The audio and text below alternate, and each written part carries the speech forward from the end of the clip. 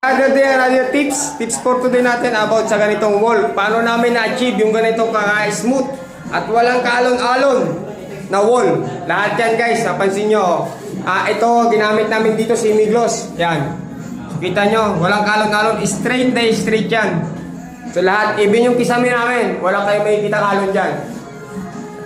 Ang sikreto namin guys, ito guys, gumagamit kami ng spotlight. Itong spotlight na to. Habang nag-i-skim coat, kailangan may nakatutok na spotlight. Eto guys, itong putty knife namin guys, 1 meter. Nabibili nyo ito sa online, sa Shopee. Meron ako nito sa na-vlog, nandun yung link, hanapin nyo na lang. So, napaganda gamitin ito guys para talaga yung ating wall, 100% natin na straight. Napansin nyo yan, oh. Walang-wala talaga, di ba? Walang kalon-alon, nakasimiglos na yan.